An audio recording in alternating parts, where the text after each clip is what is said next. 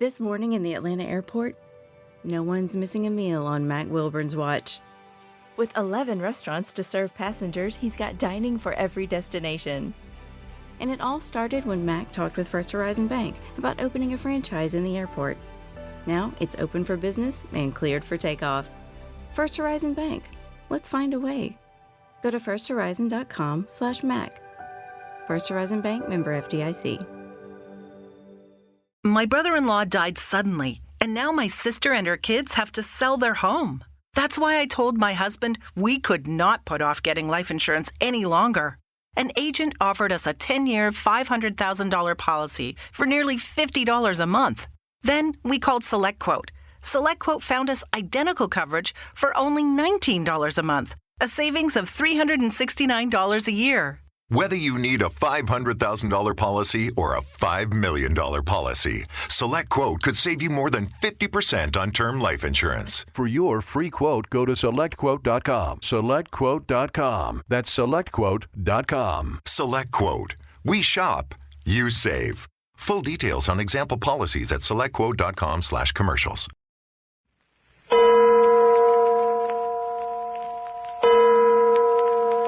Adventures by Morse. Carlton E. Morse presents The City of the Dead, featuring Captain Friday. If you like high adventure, come with me. If you like the stealth of intrigue, come with me. If you like blood and thunder,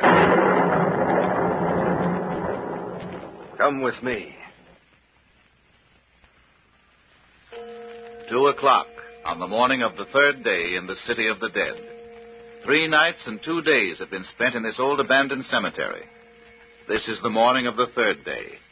But let Captain Friday tell you. At midnight, we were asleep in the cottage of my father, Mayor Friday, who's caretaker of the old cemetery. Then there came the disturbing wails of the old clawfoot phantom.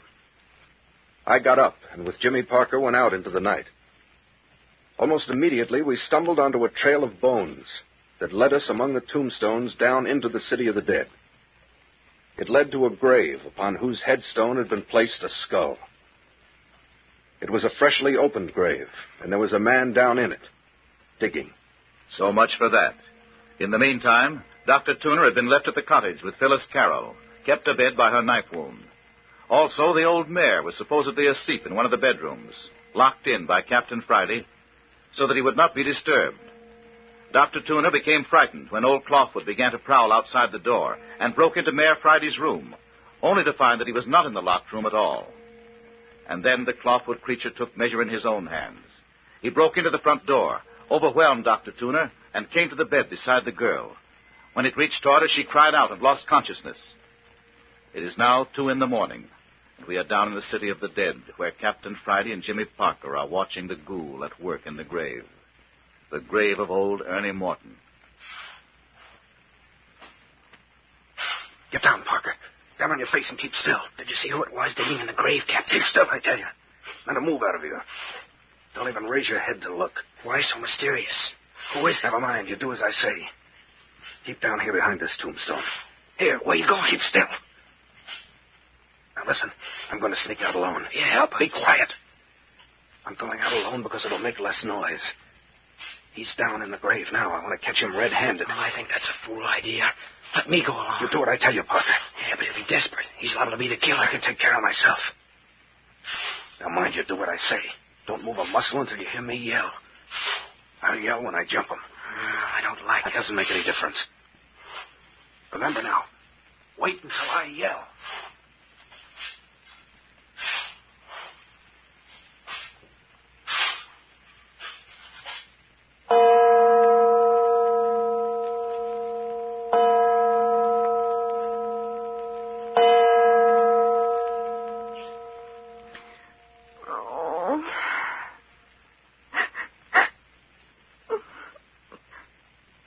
Jimmy. Jimmy.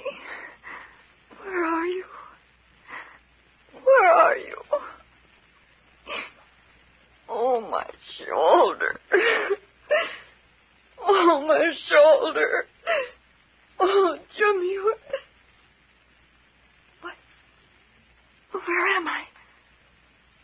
What's happened to me? The clawfoot. The clawfoot was here. Oh, Jimmy, what's happened to you? What? Oh, Jimmy. Oh, Jimmy. Phyllis. Why, Phyllis, what's happened? What's been going on here? Where have you been? Why have you been gone so long? Why are you so white? What's happened? Nothing. Nothing that matters now. Sally, what's been going on here? Where's Doc Tooner? He's over there behind those overturned chairs. Jimmy, he's dead. Dead? Jimmy, the clawfoot phantom's been here. Phyllis. Dr. Tooner tried to drive him out, and the thing killed him. Phyllis, are you sure Dr. Tooner's dead? Oh, please don't leave me. I'm not going to leave you. I want to see if there's anything I can do for the doctor. I know he's dead, Jimmy. I saw him fall. No. No, he's not, Phil. No, he's not dead. He's still breathing. Oh, I'm glad. I'm glad. Oh, wait, I'll get him on the lounge. I don't think he's very badly hurt. There. Looks to me like he's just been knocked out. Oh, that's wonderful. What a fight there must have been. This place is a wreck. Everything upside down. Yes, it was pretty bad. And what happened after old Clawfoot knocked the doctor out? It turned on me. It made a little mewing wail. I never felt so awful in my life. Mewing wail? Phyllis, what are you saying? It was just like that, Jimmy. Just as though it was an animal that was glad to see me. Oh, for goodness sake. It crept toward me, wailing a little soft wail. Oh, Jimmy, I can't tell you how terrible it was. It just kept coming closer and closer. And you couldn't move? I screamed at it to go away. I begged it not to come near me, but it kept coming on and on. And then suddenly it was over me. It stretched out a lean claw hand. Oh, Phil, dear. And then I fainted. Ah, you poor kid. I thought you'd be safe here. I'd never let you. I just came to. Just a moment before you came in. The thing was gone. I wish I knew what to do about Doc Tooner there. You're certain he isn't dying? No, he's not dying. Just a bump on the head. He'll be around presently. Hey, where's Mayor Friday? Who broke open his door? I forgot all about him. We don't know. What do you mean you don't know? We don't know what's become of him. When old Clawfoot began to wail outside, Dr. Tooner broke in the door to awaken him.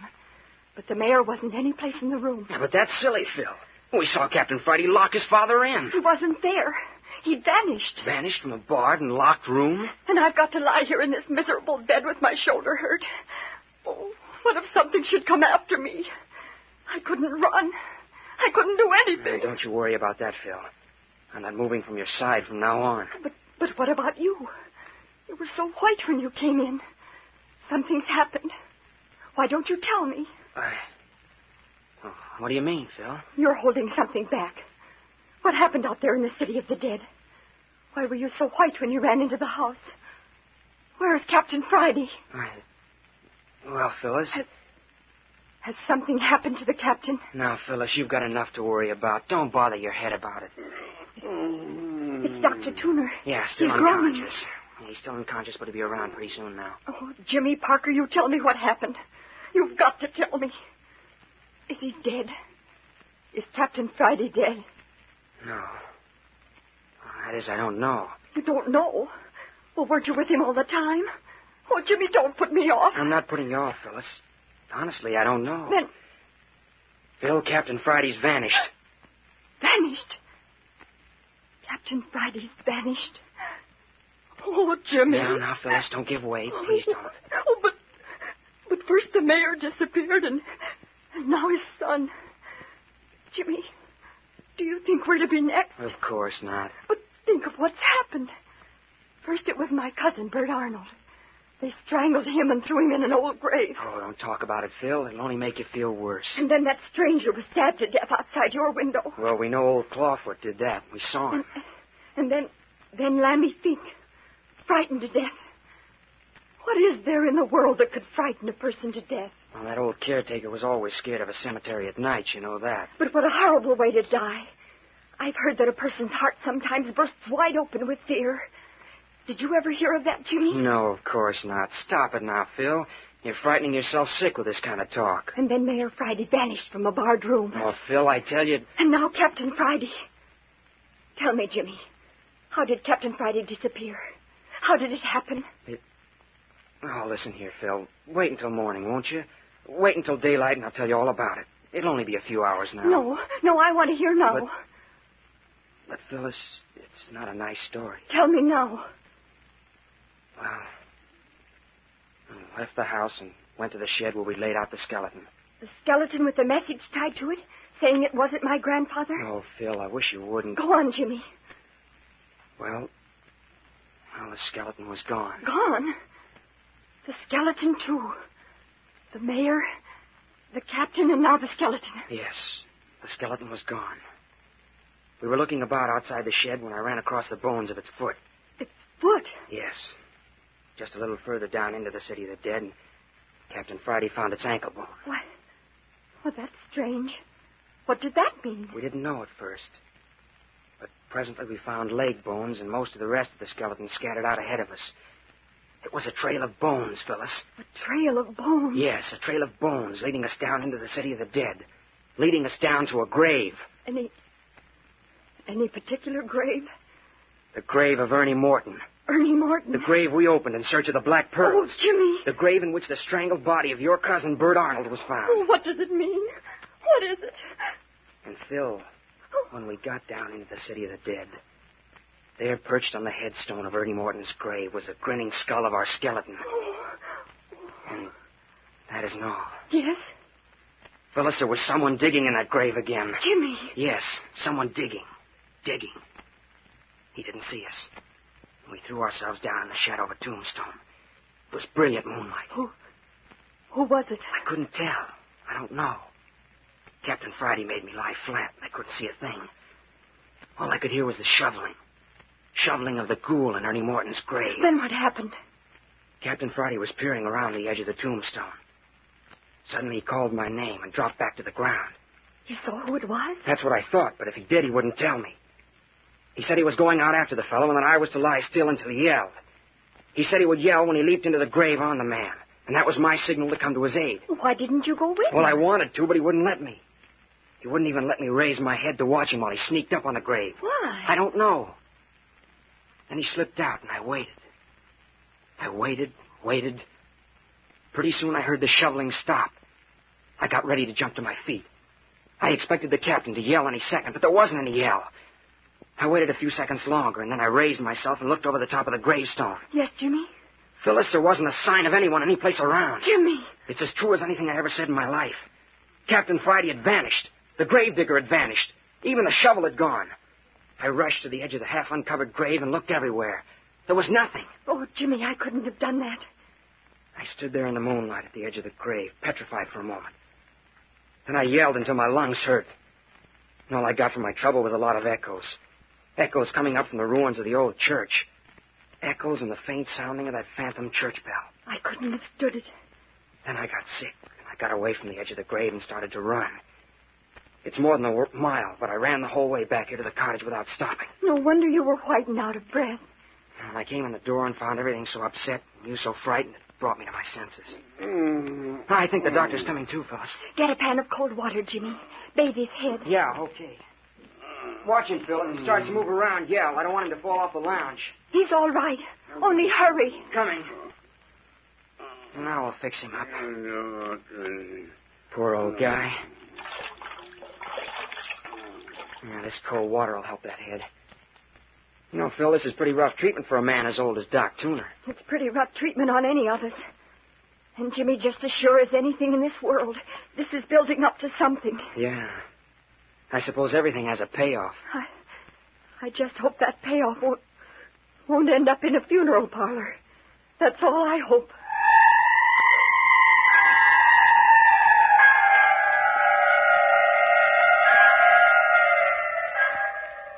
The old mare missing, Captain Friday missing. The prowling of old Clawfoot is building up to something more surely than Phyllis Carroll can know. And on the next appearance of one of these three, who is even now making his way between the moonlit headstones toward the cottage. But more of that in just a moment. Oh, my head. He's coming to all right, Phil. I'm awfully sorry about him. He's been so kind to me. I The mayor keeps some stimulant around here somewhere. I think a little something would do him good. I saw it on the lower left-hand shelf in the kitchen cupboard, Jimmy. Oh, good. I'll get it. Did you find it, Jimmy? Yeah, I got it. This'll snap him out of it. Here now, Doc. Try and drink this.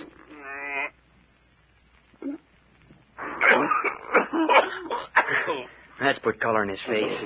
He's opening his eyes, Phil. Hello, Doc. Feeling pretty bad? What is it?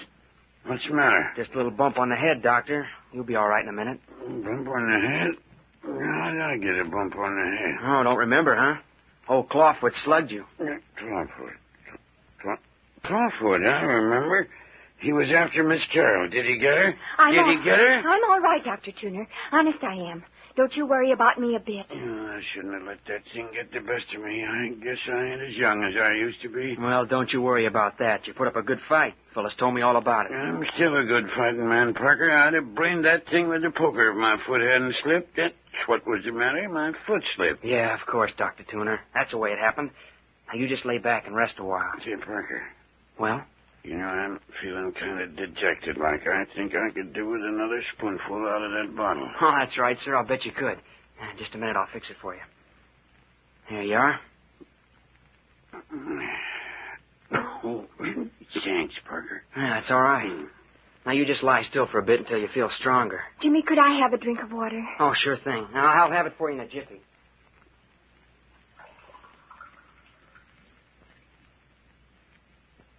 Here you are, Phil. Hey, where's Captain Friday, Parker? He hasn't come in yet. What's he doing out meandering around the city of the dead this time of night? Oh, he'll be in when he gets ready. What gets me is what that old Clawfoot critter wanted in here. I reckon he didn't come from Miss Carroll after all, seeing as he went away without hurting her none. Did you see what he did after I was knocked out, Miss Carroll? No, Dr. Tuner. He came toward me and I fainted. Oh, fainted, huh? Yes, and he was gone when I came to. And you ain't noticed anything different since you waked up? Anything about the room or anything in the room? Why, no. Funny. What do you suppose he wanted, Parker? I don't suppose he wanted anything. Probably the midnight ramblings of a mad creature. I think you and Phil were lucky to get off with your lives. Listen. The phantom church bell again. I wonder if it's going to begin all over. Begin over again? What do you mean? I mean, I wonder if we're going to have more trouble with old Clawfoot tonight. Oh, Jimmy, would you please look out of the window and see if anything's outside? Oh, of course, Phyllis. Hey, Dr. Tuner, what are you doing? You lie down there. No, sir. I reckon I'm feeling a mite sprier than I did. I guess I'll be moving about a bit. Yeah, but you had a nasty blow on the head. Well, you don't want me to stay in bed the rest of my life just because you bumped my head, do you, Parker? No, of course not. Not if you feel like getting up. There goes the bell again. Oh, please look out of the window and see if that thing is around again. I don't suppose I'll be able to see much. Shh. Someone on the porch. Yeah, someone on the porch. Listen. Shh. He's coming up to the door. Is it bolted? Yes, I locked it. I don't want it to come in here. I couldn't stand seeing it again. Shh, Phil. Doc and I can take care of you. I wouldn't mind having a gun. Yeah, that's what I wished for on his last visit. Here. You take the leg of this broken chair. I'll handle the poker. Shh, shh. Hello! Who's there?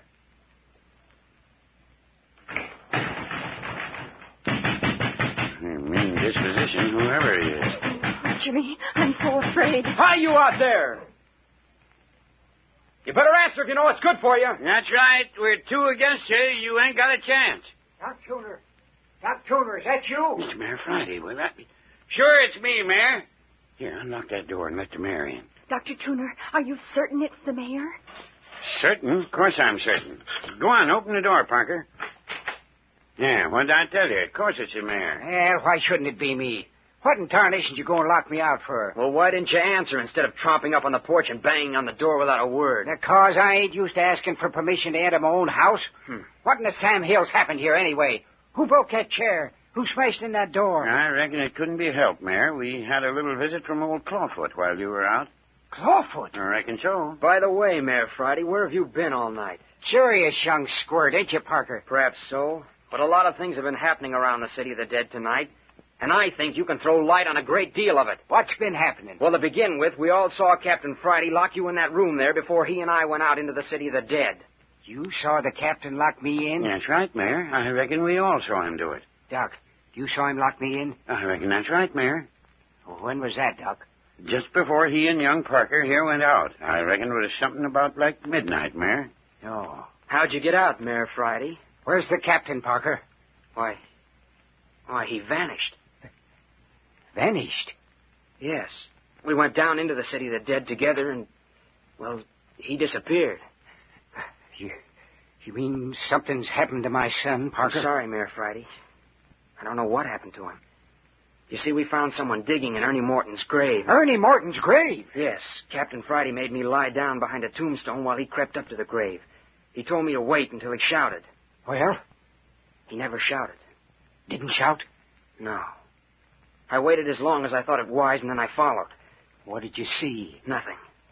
Captain Friday had vanished, and so had the fellow that had been digging. Did you see who it was in that grave? No. When I got to the edge of the grave, there was nothing but a partly filled hole. That's a likely story, young man. Well, it's true. I reckon I know better than that. Well, what do you mean? Just what I say.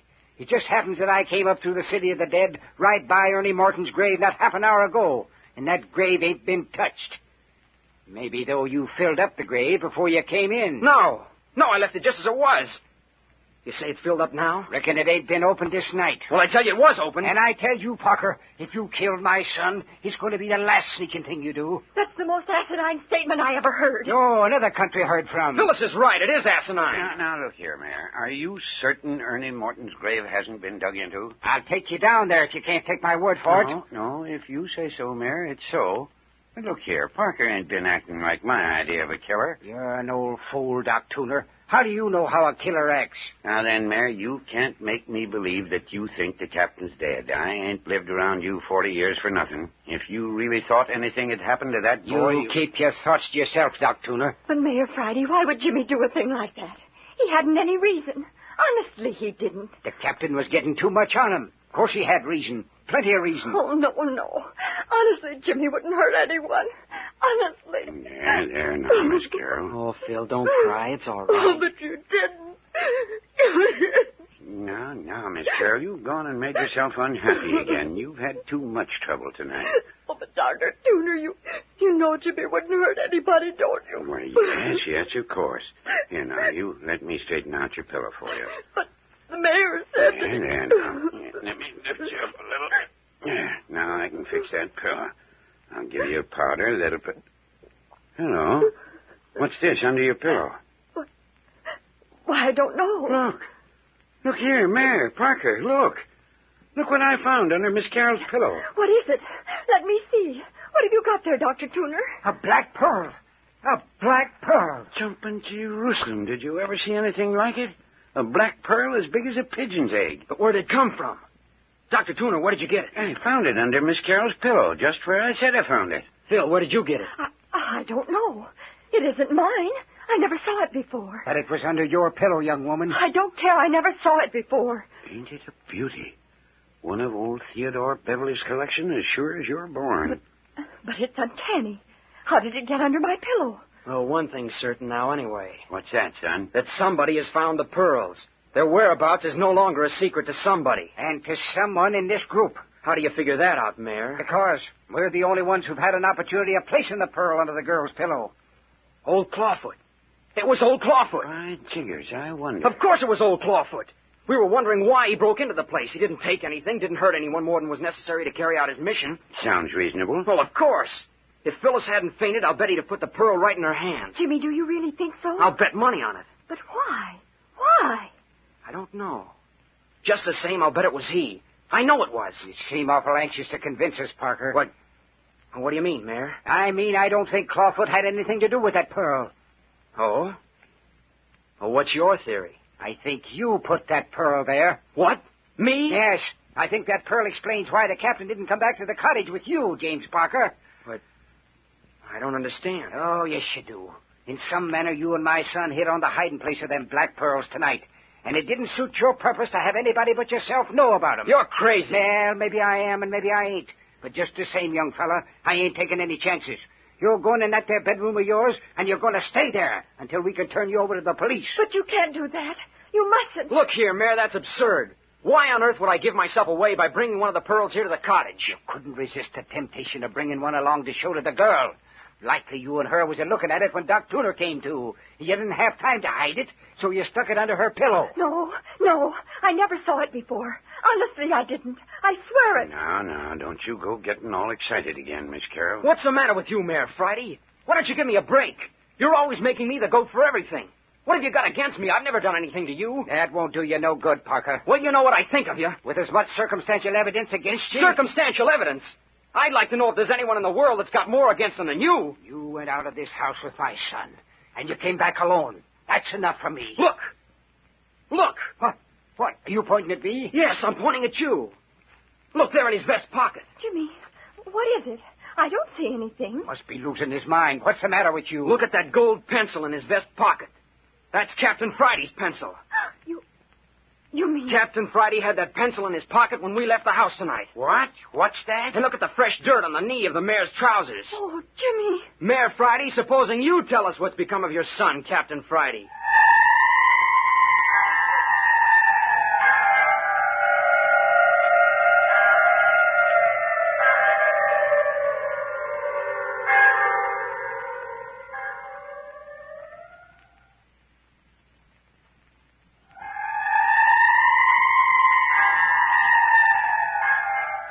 There have been many clues pointing to old Mayor Friday of the City of the Dead all along. But now, had he finally hanged himself? And was it Clawfoot who left the Black Pearl for Phyllis? Not only these questions, but the whereabouts of Captain Friday will be brought to you next week when Carlton E. Morse presents Chapter 8 of The City of the Dead, entitled The Kidnapping of Clawfoot.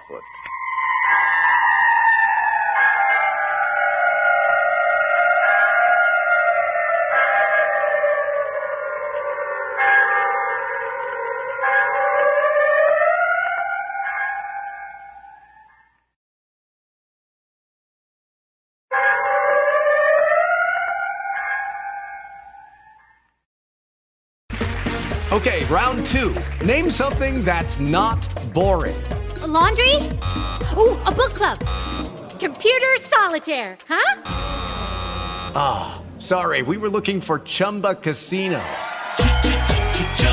That's right, ChumbaCasino.com has over 100 casino-style games. Join today and play for free for your chance to redeem some serious prizes. ChumbaCasino.com. No purchase necessary. Void where prohibited by law. 18+ terms and conditions apply. See website for details. Judy was boring. Hello. Then Judy discovered ChumbaCasino.com. It's my little escape. Now Judy's the life of the party. Oh, baby, mama's bringing home the bacon. Whoa, take it easy, Judy. The Chumba life is for everybody. So go to ChumbaCasino.com and play over 100 casino-style games. Join today and play for free for your chance to redeem some serious prizes. ChumbaCasino.com. No purchase necessary. Void where prohibited by law. 18+ terms and conditions apply. See website for details.